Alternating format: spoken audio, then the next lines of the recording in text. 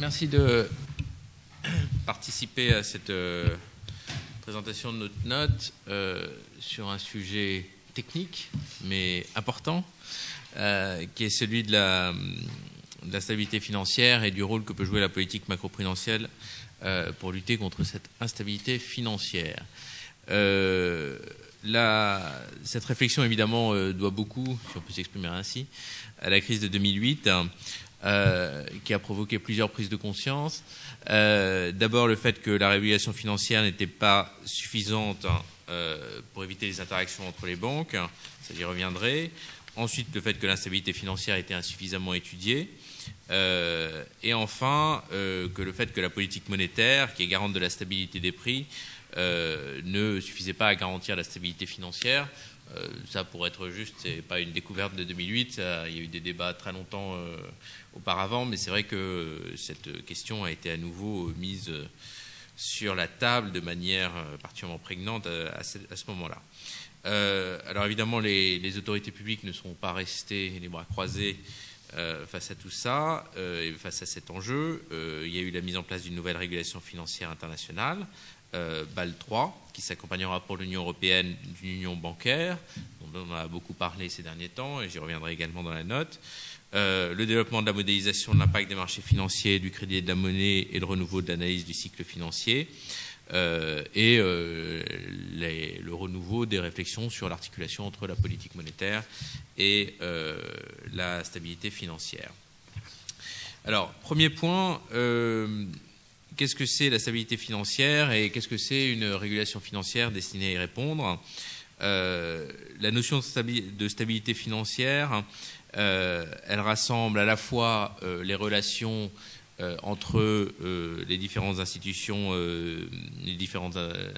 financières et en particulier les relations entre elles dans la mesure où elles peuvent être déstabilisantes pour le système financier dans son ensemble, typiquement des interdépendances entre banques qui fait que lorsqu'elles sont confrontées à une crise, eh bien, c'est un ensemble d'institutions financières qui peuvent être touchées.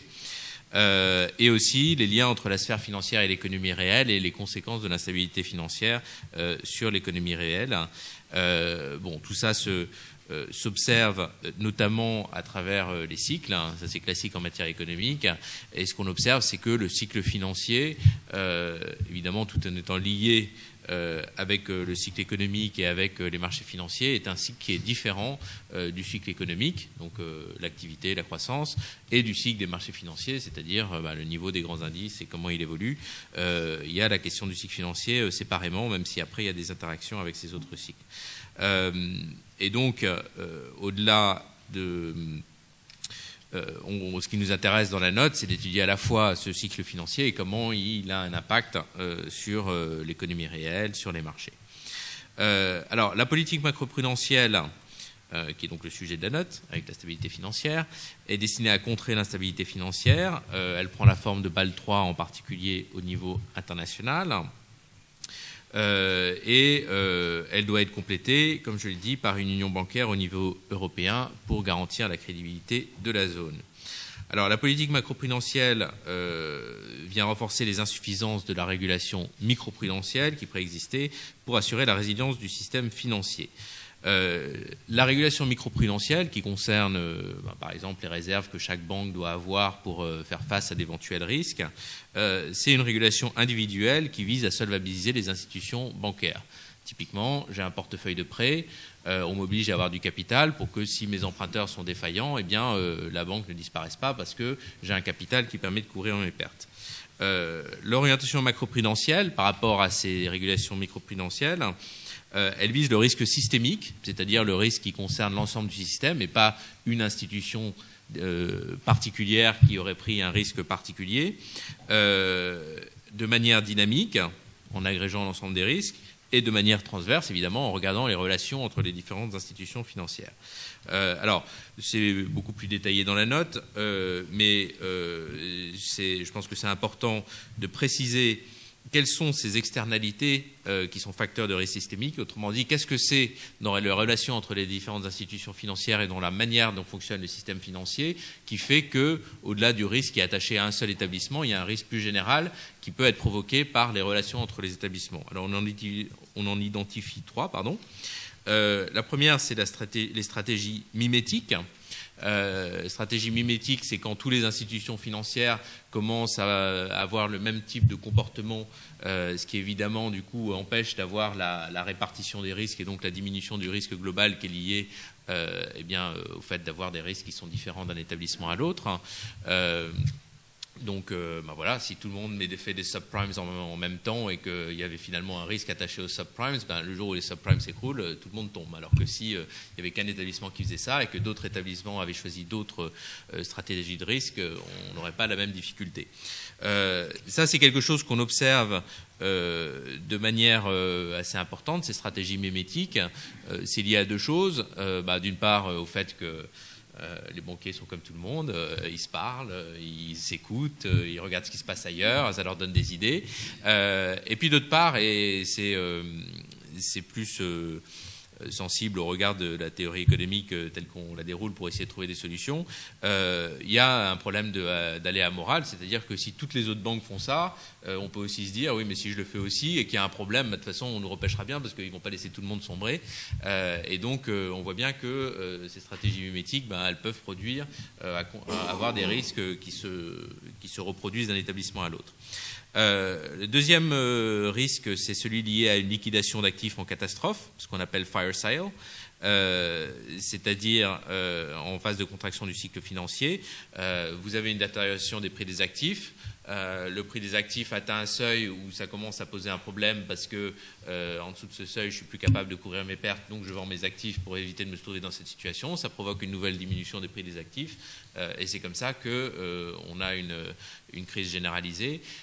C'est typiquement ce qu'on a constaté pendant la crise de 29, ça a été analysé dans beaucoup de détails depuis, mais c'est quelque chose qu'on peut constater à tout moment et c'est un exemple typique de lien entre instabilité financière et problème des marchés financiers. Et le troisième, c'est celui lié à l'interconnexion, c'est-à-dire la propagation du stress financier à travers l'interdépendance contractuelle des banques.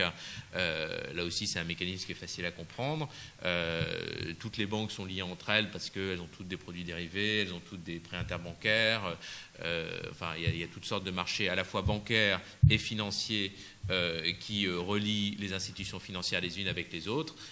Et donc, une des difficultés quand il y a une crise, c'est de savoir pas seulement ce qui se passe à un moment donné, mais ce que ça va entraîner à travers tous les autres institutions qui ont une exposition au risque qui est porté par l'institution qui est en difficulté. Donc, tous ces aspects-là montrent les liens d'interdépendance qui imposent d'avoir, qui expliquent d'abord le cycle financier et pourquoi à un moment donné on peut avoir des difficultés qui se propagent à l'ensemble du système et ensuite la nécessité d'avoir une régulation qui tient compte de ces contraintes d'ensemble. Donc, par rapport à ça, c'est un des éléments pris en compte par la réglementation de Bâle, qui passe par des volants de fonds propres qui sont soit supérieurs, soit plus fins en fonction de la qualité des fonds propres, le volet de conservation, le volant contracyclique, etc., qui renforce la gestion, la surveillance et la couverture des risques que doivent respecter les banques et qui enrichit le dispositif prudentiel, notamment à travers des exigences de liquidité. Donc ça, c'est la réglementation de Bâle en général, les principaux aspects. Ce qui est particulier à l'Union européenne, c'est évidemment la mise en place d'une union bancaire avec... on parle généralement d'union bancaire de manière un peu générique. En fait, c'est l'ensemble des aspects de la surveillance bancaire qui est constitué de 3 volets. 1, une autorité de supervision. 2, un fonds de garantie des dépôts. Et 3, une autorité de résolution des crises. Et les choses avancent sur ces 3 chantiers. Elles avancent bien sur le premier, puisqu'il y a eu la constitution d'une autorité de contrôle unique qui sera opérationnelle en mars 2014, qui est en fait une partie de la BCE, et qui contrôlera toutes les banques ayant plus de 30 milliards d'euros d'actifs, c'est-à-dire la grande majorité des banques européennes, et qui permet de couvrir l'essentiel du système financier. Sur les 2 autres, les discussions sont en cours, n'ont pas encore abouti, mais avancent assez bien. Donc voilà pour la régulation macroprudentielle et l'union bancaire. Alors, autre question, c'est quel est le lien entre cette politique financière et la politique monétaire et comment est-ce qu'on redéfinit le rôle de la politique monétaire face aux déséquilibres financiers. Alors ça, c'est une question ultra classique, hein. Enfin elle est ultra classique parce qu'on n'a jamais donné la réponse, c'est pour ça qu'on continue à en parler beaucoup, c'est ce qui la rend classique. Quel est le lien entre la politique monétaire et l'éventuelle instabilité financière? Bon, c'est un débat qui notamment a été enfin c'est un sujet qui a notamment été beaucoup débattu en lien avec la politique de la Federal Reserve, notamment sous Alan Greenspan, où il y avait tout un débat pour savoir si la période d'argent à coût relativement bas, qui était justifiée par une inflation qui était relativement maîtrisée, n'a pas été la cause des crises financières qu'on a pu connaître par la suite. Bon, c'est un débat éternel. Ce sur quoi il y a un consensus, c'est qu'il y a forcément un lien entre les deux. Il peut forcément, enfin, la politique monétaire peut avoir des conséquences, notamment sur les bulles, sur les prix des actifs. Après, de quelle manière est-ce que la politique monétaire doit prendre en compte ça? C'est un sujet de débat et ça renvoie justement à la politique macroprudentielle. Jusqu'à quel point est-ce qu'on peut dissocier les deux en considérant que la politique monétaire doit se concentrer sur les prix des actifs et la politique macroprudentielle peut traiter les problèmes de stabilisation des marchés et de stabilité financière. Bon, c'est un des points sur lesquels on essaye de répondre à la fin de la note. Alors, ça nous amène à ce que dit la littérature économique par rapport aux politiques, à la construction de politiques économiques assurant l'efficacité du pilotage macroprudentiel et monétaire. Le principe général de la politique économique, c'est qu'on essaye toujours de mettre un instrument en face d'un objectif. Donc un instrument en face d'un objectif, ça veut dire que, par exemple, la stabilité des prix, on a les taux d'intérêt, et la stabilité financière, on a la politique macroprudentielle. Dans un monde idéal, on pourrait imaginer que les deux fonctionneraient séparément pour atteindre de manière parfaite ces différents objectifs. Alors, il y a toute une littérature économique qui est donnée dans la note à laquelle je vous renvoie pour étudier jusqu'à quel point ça peut marcher. La réponse, c'est un peu, mais pas totalement, parce que forcément, il y a des liens entre les deux et forcément, chacune des deux politiques peut avoir un impact sur l'autre, notamment la politique monétaire qui a forcément un lien sur le cycle financier. Mais on peut imaginer quand même que c'est dans une certaine mesure, en dissociant les deux et en essayant d'avoir ces instruments pour poursuivre ces deux objectifs, qu'on peut le mieux répondre aux objectifs qu'on s'est fixés. Et que ça peut marcher en particulier par un décalage dans le temps, c'est-à-dire qu'en réalité la politique monétaire elle fonctionne à relativement court terme, alors que la stabilité financière c'est des cycles qui sont un peu plus longs, avec des instruments qui sont un peu plus difficiles à mobiliser à court terme, parce qu'on ne peut pas changer tous les 4 matins les ratios de réserve prudentielle des banques, et donc une partie de la réponse c'est de dire que la politique monétaire elle s'exerce sur une toile de fond qui est la politique macroprudentielle telle qu'on la met en œuvre. Donc, ce qu'on évoque en conclusion, il n'y a pas de proposition dans cette note, à la différence d'autres notes du Centre d'analyse stratégique, parce que voilà, on n'est pas arrivé à des choses définitives sur ces sujets qui sont beaucoup débattus. Mais les deux points sur lesquels on ouvre à la fin de la note, c'est de dire que d'une part, il faut que la politique monétaire tienne compte des éléments d'instabilité financière, notamment un indicateur de levier bancaire qui peut être un bon signe avant-coureur d'une surchauffe du crédit. Et d'autre part, que c'est probablement utile d'avoir une certaine indépendance de la régulation macroprudentielle, c'est-à-dire sans doute au sein de la BCE, un comité qui puisse suivre ça d'une manière relativement autonome. Ça ne veut pas dire forcément totalement indépendant de la BCE, mais voilà, qui puisse avoir cette politique-là en lien direct avec l'objectif de stabilité financière.